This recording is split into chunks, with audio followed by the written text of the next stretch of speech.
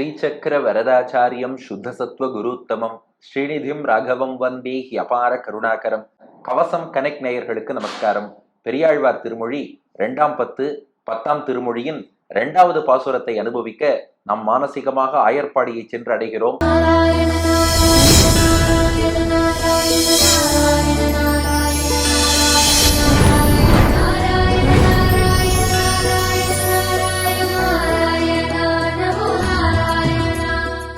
பெரியாழ்வார் யசோதையிடம் கன்னி பெண்களான கோபிகைகள் வரிசையாக வந்து கண்ணனை பற்றி புகார் சொல்கிறார்கள். இதற்கு முந்தைய பதிகம் அவன் என்னென்ன பாலலீலை விஷமம் பண்ணாங்கிறத பத்தி சொல்லிட்டு இருந்தா, இப்ப வந்தவாளோ கன்னி பெண்கள், அவ எங்க கிட்ட என்னென்ன குறும்பு பண்றாங்கிறத பத்தி பெரியாழ்வார் யசோதையிடம் சொல்லி கொண்டிருக்கிறார்கள். அதுல இப்ப 2வது பாசுரம், அடுத்த கோபிகை வந்தா உனக்கு என்ன பிரச்சனைன்னு கேட்டா பெரியாழ்வார் யசோதை அவ சொல்றா, இப்ப கோபிகை நம்பர் 1 என்ன சொன்னா, நாங்க பாட்டுக்கு யமுனை கரையில விளையாடிட்டு இருந்தோம், எங்க மேல சேத்த அடிச்சு வஸ்திரம் வளையல் எல்லாத்தையும் திருடின்னு போயிட்டான்னா விசாரிக்கிறேன்னு சொல்லியிருக்கா பெரியாழ்வார் யசோதை. இப்ப 2வது பெண் உனக்கு என்ன பிரச்சனைன்னு கேட்டா அவ சொன்னா, இந்த கிருஷ்ணன் யமுனை கரை பக்கம் வருவான்னு தெரிஞ்சுதான் நான் அங்க போகாம வேற ஒரு குளம், ஒரு பொய்கைக்கு போனேன். அந்த பொய்கையிலே நானும் என் தோழிகளும் ஆடைகளை எல்லாம் கழட்டி வச்சுட்டு அந்த பொய்கையில் இறங்கி நீராடினோம். இவன் என்ன பண்ணா, சரியா அந்த பொய்கைக்கும் வந்து என்னுடைய ஆடைகளையும் திருடிட்டு ஒரு ஒசரமான குருந்த மரத்து மேல உட்காந்துட்டு எனக்கே அழகு காட்டுறான். பெரியாழ்வார் யசோதை பார்த்தா, ஏமா போன பாட்டுல யமுனை கரையில உள்ளவாளுடைய ஆடைகளை திருடினான்னா நீ பொய்கை கரையிலங்கிற. அவ சொன்னா, அவன் ரெண்டுமே அவன் தான் பண்ணான். யமுனை கரைக்கு போய் ஒரு பக்கம் ஆடைகளை திருடினதும் அவன் தான், இந்த பக்கம் பொய்கை கரைக்கு வந்தவனும் அவன் தான். அவன் தான் காற்றை விட வேகமா போறவனாச்சே, எங்கிட்டையும் விஷமம் பண்ணான் அப்படின்னு அந்த பெண் சொல்வதுதான் 2வது பாசுரம். அந்த பெண் பொய்கை கரையில் நீராடி கொண்டிருக்க அங்கே கண்ணன் வந்தான். வந்து என்ன லீலை செய்தான் வாருங்கள் பாசுரத்தில் பார்ப்போம். 2ஆம் பத்து 10ஆம் திருமொழி 2ஆம் பாசுரம். குண்டலம் தாழ குழல் தாழ நான் தாழ எண் திசையோரும் இறைஞ்சி தொழுது ஏத்த வண்டு அமர் பூங்குழலார் துகில் கை கொண்டு விண்தோய் மரத்தானால் இன்று முற்றும் வேண்டவும் தாரானால் இன்று முற்றும். குண்டலம் தாழ குழல் தாழ நான் தாழ எண் திசையோரும் இறைஞ்சி தொழுது ஏத்த வண்டமர் பூங்குழலார் துகில் கை கொண்டு விண்தோய் மரத்தானால் இன்று முற்றும் வேண்டவும் தாரானால் இன்று முற்றும். நாங்கள்லாம் பொய்கையில நீராடின்னு இருக்கோம், நானும் என்னுடைய தோழிகளும். அழகான ஏகாந்தமான குளம், அந்த பக்கம் யாரும் வரமாட்டா. எங்களுடைய ஆடைகளை எல்லாம் அந்த பொய்கை கரையிலேயே அவிழ்த்து வைத்து விட்டு நிம்மதியா அந்த பொய்கையில் நீராடுகிறோம். அப்ப திடீர்னு ஏதோ சத்தம் கேட்டுது, ஜிங் ஜிங் ஜிங் ஜிங்னு சத்தம். என்னடா சத்தம்னு பார்த்தா குண்டலம் தாழ கண்ணபிரான் அங்கே வருகிறான். அவன் காதிலே மகர குண்டலங்கள் அணிந்திருக்கிறான். மகரம்னா மீன் அர்த்தம், மகர குண்டலம்னா மீன் வடிவிலான குண்டலம். பண்டரிபுரத்து பாண்டுரங்கனை சேவிச்சேன்னா நன்னாவே ரசிக்கலாம். அவர் காதுல மீன் வடிவிலான குண்டலங்கள் அணிந்து கொண்டிருப்பார். அந்த குண்டலம் தாழ, தாழனா கீழ் நோக்கி தொங்கன்னு அர்த்தம். அது காதுல தான் அணிஞ்சுன்னு இருக்கார். அதானது எவ்வளவு தூரம் தாழ்ந்து தொங்குகிறது என்றால் அவர் தோல்ல வந்து ஜிங் ஜிங் ஜிங் ஜிங்னு அசையறதான். அப்படியே மனசுல கற்பனை பண்ணி பாருங்க, கிருஷ்ணன் நடந்து வரான், காதுல மீன் வடிவிலான குண்டலம் நீளமா தாழ்ந்து பெருசா இருக்கு, தோளோட உரசுறது, உரசும் போது ஜிங் ஜிங்னு சத்தம் கேட்கறது. குண்டலம் தாழ. அத்தோடு குழல் தாழ, குழல்னா திருக்குழல் கற்றை, அவனுடைய கேசபாசங்கள்னு அர்த்தம். தாழ, அதுவும் தாழ்கிறது. எந்த அளவுக்கு தாழ்கிறதுனா அவன் கழுத்து வரைக்கும் தாழ்கிறதான். அவன் அப்படியே நடக்கும்போது கேசபாசங்கள்லாம் கழுத்து வரைக்கும் வந்து விழருது. காதுல அணிந்திருக்கும் மகர குண்டலம் தோள்களோடு உரசருது. இது மட்டும் இல்ல, நான் தாழ, நான்னா பொதுவா கயிறுன்னு அர்த்தம். இந்த இடத்துல கழுத்தில் அணிந்திருக்கும் தங்கஹாரம், தங்க நெக்லஸ் கழுத்துல போட்டுருக்கான். கழுத்துல போட்டு நெக்லஸ் இவன் நடக்கும் போது என்ன ஆறுதான், தாழ, தாழ்தல்லாம் கீழ் நோக்கி வருதல். அவன் வயிறு வரைக்கும் வந்து வயத்தோட அப்பப்ப இடிக்கிறதான். அதுல ஒரு ஜங் ஜங்னு சத்தம் வரதான். அப்போ காதிலே அணிந்திருக்கும் மகர குண்டலங்கள் தாழ்ந்து தோளில் உரச குண்டலம் தாழ, கேச பாசங்கள் தாழ்ந்து கழுத்தில் உரச குழல் தாழ.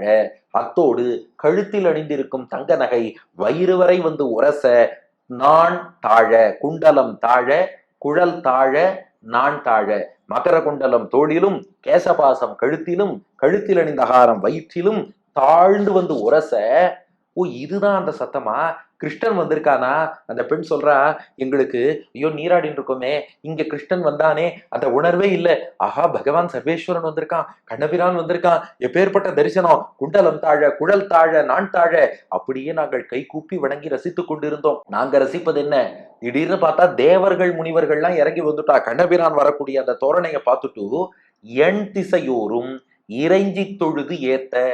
எண் திசையோரும், எண்ணுனா எட்டுன்னு அர்த்தம், திசையோர்னா திசையில் உள்ளவர்கள், எண் திசையோரும்னா 8 திசையில் உள்ளவர்களும். இவா யாருன்னா மணவாள மாமுனிகள் வியாக்கியானம் பண்றார், 8 திக்கிலும் உள்ள தேவர் முனிவர் முதலியவர்கள் எல்லோரும். எல்லா திசையில் உள்ள தேவர்கள், எல்லா திசையில் உள்ள முனிவர்கள், அந்த தேவ ரிஷிகள் தான் இங்க எண் திசையோர்னு சொல்லப்படுகிறார்கள். ஏன்னா ஒவ்வொரு திக்குல ஒவ்வொரு ரிஷி இருப்பார், ஒவ்வொரு மூலை ஒவ்வொரு திசைக்கு ஒரு தேவர் இருப்பார். அந்த தேவர்கள் முனிவர்கள் அவ அத்தனை பேரும் நேர்ல வந்துட்டாலாம் கண்ணனை ஸ்தோத்திரம் பண்ணணும்னு.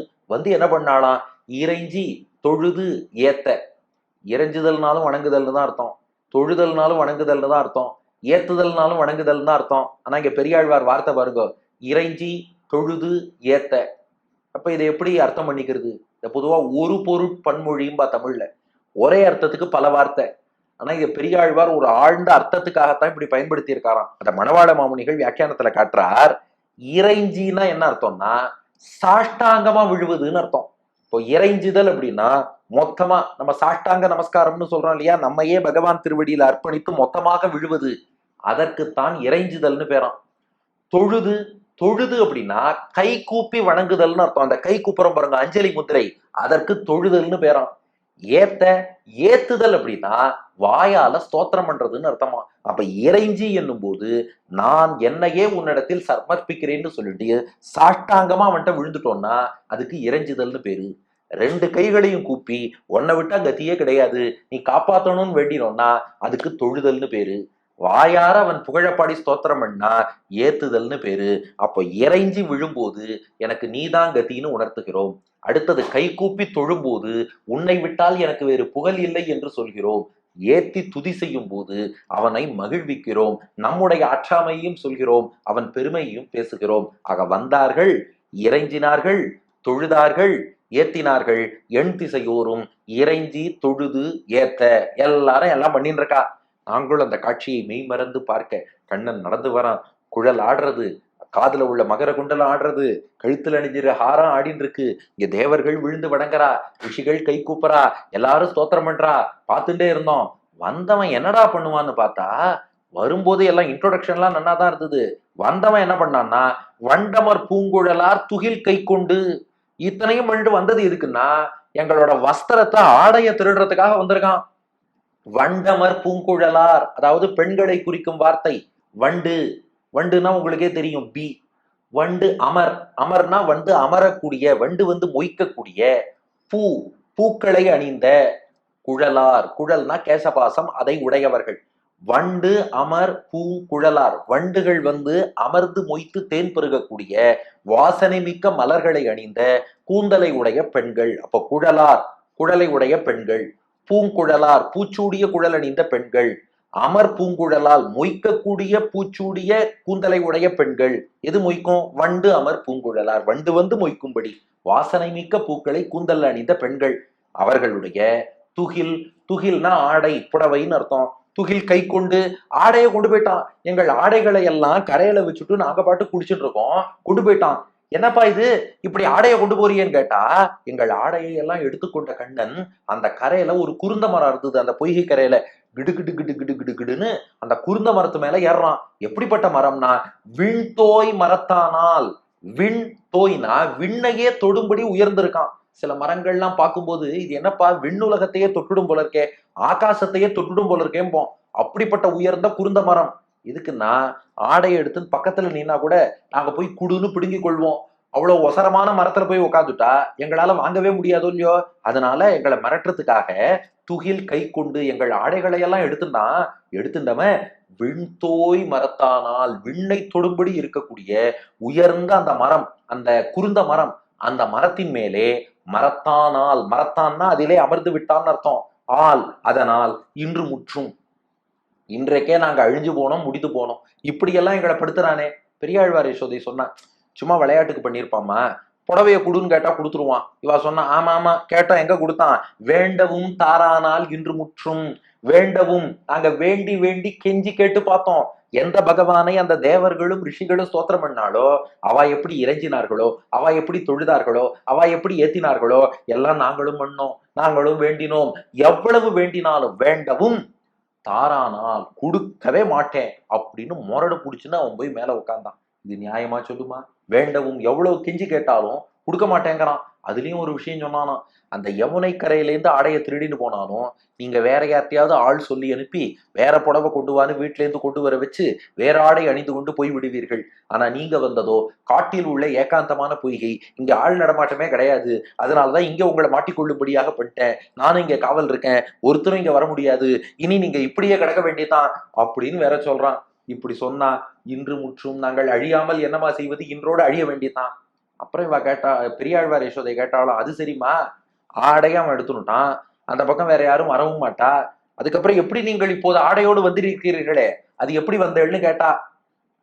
அதுக்கு அந்த பெண்கள் சொன்னாலாம், அதையம்மா கேட்கிற, அதுக்கப்புறம் நாங்கள்லாம் வெளியில வந்து அவனை நோக்கி கை கூப்பி வணங்கி தயவு செஞ்சு புடவைய கொடுன்னு கேட்க, அதுக்கப்புறம் அவனா கருணை காட்டி புடவைய கொடுத்தான், அதனால அணிஞ்சுன்னு வந்திருக்கோம்.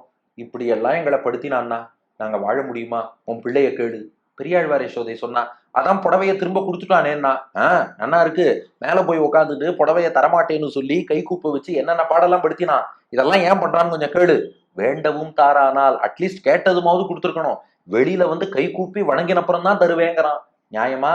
உன் பிள்ளைய கேளு என்று அவர்கள் புகார் அளிப்பதுதான் 2வது பாசுரம். குண்டலம் தாழ, குழல் தாழ, நான் தாழ, எண் திசையோரும் இறைஞ்சி தொழுது ஏத்த, வண்டு அமர் பூங்குழலார் துகில் கை கொண்டு, விண்தோய் மரத்தானால் இன்று முற்றும். வேண்டவும் தாரானால் இன்று முற்றும்.